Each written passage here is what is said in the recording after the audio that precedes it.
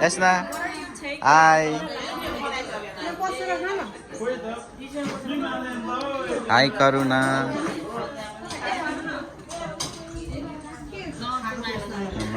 Namaste.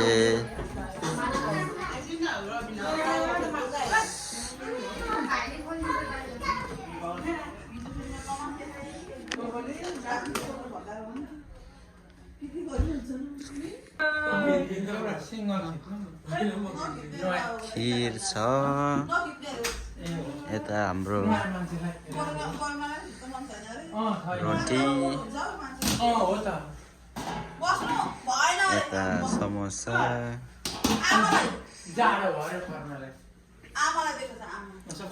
कति राम्रो आएको थियो त्यो भर्जनको बुहारी नि कति राम्रो कान्छी बुहारी क्या नानी अच्छा राम्रो होस् भगवानले राम्रो गर्नु कोपी चिकन चिली लास्टमा salad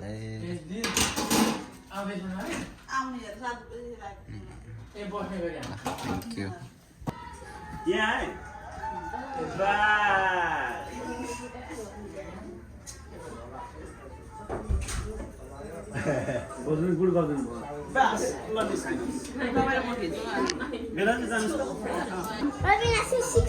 Robina के खाके रोटी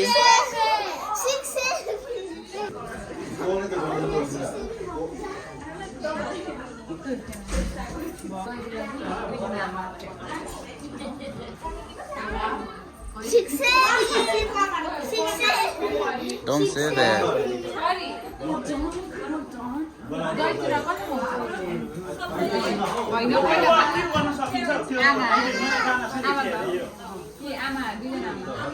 सपु त्यो हिजो गाना के अरे यस्तो एउटा गाना थियो नि एउटा केटाको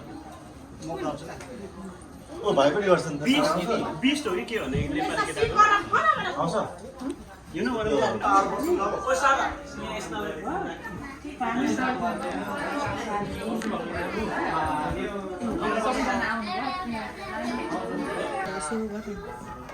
हरूलाई निम्तो गरेर मानेर हामीलाई बोलाउनु भएको छ उहाँहरूले समय तोकेर यति बजी भनेर बोलाउनु भएको थियो र त्यो समय हामीले भेला भएको छौँ र विशेष चाहिँ के हो भने बेबी सावर हो बेबी सावर भन्नाले जुन नानी पेटमा छ त्यो नानीको साधारण भाषामा भन्ने हो भने नुहाइदिने भन्छ तर वास्तविक कुरा चाहिँ के हो भने त्यो नानी हुर्कँदै गरेको नानी चाहिँ यहाँदेखि यहाँसम्म सुरक्षित गर्नुभयो यहाँदेखि उता पनि नानी हुर्कन पेटभित्रै भए पनि नानी हुर्कन पर्नको लागि एकदमै सुरक्षित होस् सहायता होस् र हामी जतिजना दिनचर्या यहाँ आउँछौँ सबैजना सहभागी भएर त्यो नानीको लागि यहाँदेखि उता सकुशल जन्मनु सकोस् कुनै अपाङ्ग नहोस् कुनै पनि नराम्रो कुराहरू नहोस् यहाँदेखि उता एकदमै बुद्धिमानी सबैभन्दा राम्रो संसारमा धेरै ज्ञान गुण भएका जन्मनु सकोस् भनेर हामी एउटा आशीर्वाद मागिदिने समय हो यो एकदमै यसरी यो समय यसरी मागिदिने समय भनेको एकदमै महत्त्वपूर्ण समय हो हामीले यसलाई एकदमै ध्यान दिनुपर्ने हुन्छ यो परिवारले कति ध्यान गरेर हामी यहाँ भेला हुनेहरूलाई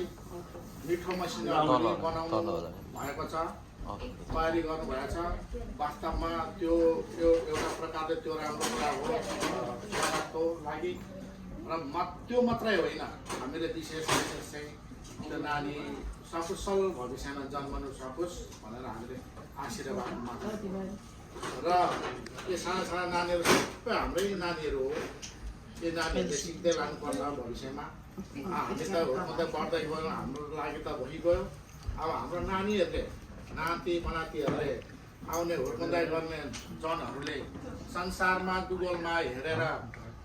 जसरी व्यवसाय गर्छ हामीले त्यो मात्रै नभएर हामी कसरी सुरक्षित जन्माउने त अब भविष्यमा नानीहरू बोल्दैन होला एकछिन बोल्दैन होला हाम्रो लागि त भइगयो यो नानीहरूको लागि एकदमै महत्त्वपूर्ण कुरा छ यो कुराहरू हामी गुगलमा संसारमा जे हुँदैछ जसरी व्यवसाय गर्छ संसारमा हामी त्यतातिर मात्रै ध्यान नदिएर हामी हाम्रो जुन हुर्काउँदै गरेका नानी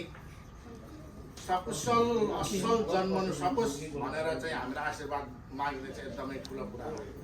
एकछिनको लागि भनौँ एउटा उदाहरण हामी यहाँ रमझम गर्छौँ रमाइलो गर्छौँ मिठो मिठो बनाएर खान्छौँ होइन र नानीलाई आशीर्वाद माग्नको लागि चाहिँ हामी त्यति ख्याल गर्दैनौँ भने भोलि पर्सि हुनसक्छ नानी अपाङ्ग जन्मियो भने होइन कान नसुन्ने अथवा हात पाउला नहुने र खुट्टा नहुने त्यस्तो धेरै जन्मिरहेको छ नि त अहिले होइन धेरै इक्जाम्पल छ अहिले नानीहरू नबोल्ने भनेर जन्मिरहेको छ हामीले यतै हुँदै हामी देखिरहेका छौँ एकदमै अमेरिकामा व्यापक रूपमा यो फैलिरहेको छ के भएर त यसरी कोही ठुलो बोल्ने कोही बोल्दै नबोल्ने होइन कोही कान नसुन्ने कोही आँखा नदेख्ने यस्तोहरू एकदमै जन्मिरहेको छ हामीले बाउ आमाले विशेष गरेर बाउ आमा समाजले एकदमै ध्यान दिनुपर्ने कुरा छ यो र त्यस्तो किन जन्मेको भनेर साइन्टिस्टले पनि अनुसन्धान गर्दैछ रिसर्च गर्दैछ के भएर हो भनेर र हामी यता हाम्रो जुन समाज हाम्रो धर्म क्षेत्र जुन हामी आफ्नै गाउँमा आफ्नै नियमले बेबी सावर गर्छौँ हामी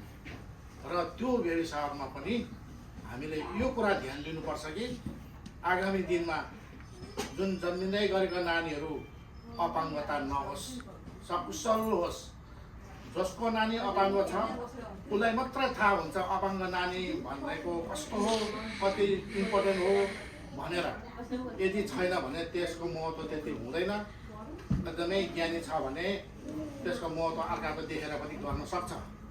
तर अब हाम्रो नानीहरूलाई चाहिँ त्यो ज्ञान एकदमै दिनुपर्छ बेबी सावर भनेको चाहिँ हामी ह्याप्पी बेबी सावर मात्रै नभनेर केक मात्रै नकाटेर भविष्यमा असलभन्दा असल सन्तानहरू जन्माउने कोसिस गर्ने हो अब यहाँबाट मैले भन्नुपर्ने यति नै हो यो भन्दा धेरै कुराहरू भन्नु परेमा पछिको कुनै समयमा भनौँला अब हामी अन्तमा केक काट्नेछौँ यो यहाँदेखि उता केक काट्ने तरिका चाहिँ तपाईँहरूकै हिसाबले केक काट्ने गर्दा हुन्छ कसरी गर्ने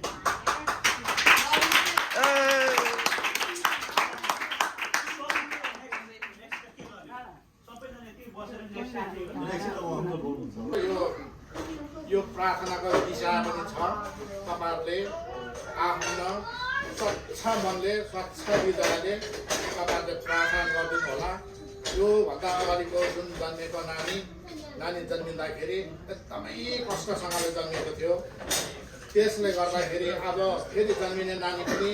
एकदमै कष्टसँगले जन्मिने हो कि भन्ने डक्टरको पनि सल्लाह भएकोले गर्दा अब यो बेबी सावर गरे पछाडिको यो नानी जन्मिँदाखेरि चाहिँ एकदम कष्टरहितको जन्मनु सकोस् एकदमै बिराम त्यस्तो कष्ट सहन नसक्ने बिरामहरू नलागोस् भनेर चाहिँ तपाईँहरूले प्रार्थना गरिदिनु होला र यो ह्याप्पी सावर भन्दा चाहिँ तपाईँहरूले जसरी तपाईँहरूले केक काट्नु चाहनुहुन्छ त्यसरी काट्नुहुन्छ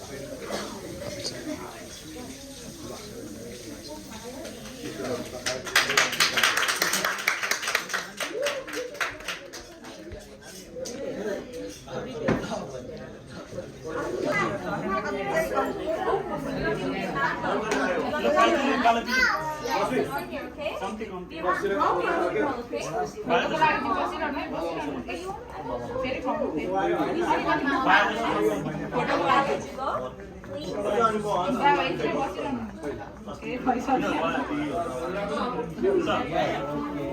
भएको अनि हामी जाँदाखेरि सानै थियो गोली खेल्नु गएको हामी पुग्दाखेरि साथीहरूसँग गोली खेल्नु गएको त्यो सानै थियो रोनु त्यस्तो सानै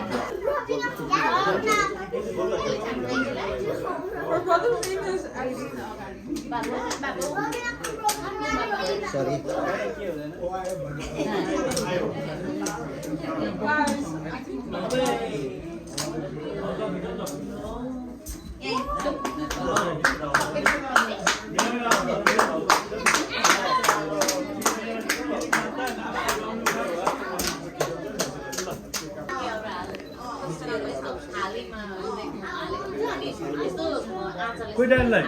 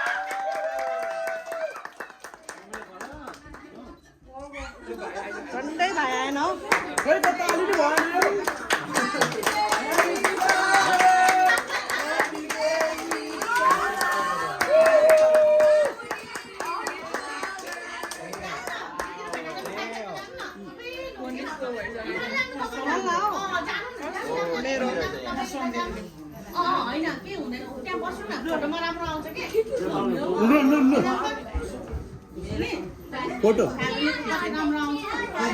ऐसा छोड़ते हैं यसमा यहाँ आउनु त बेबी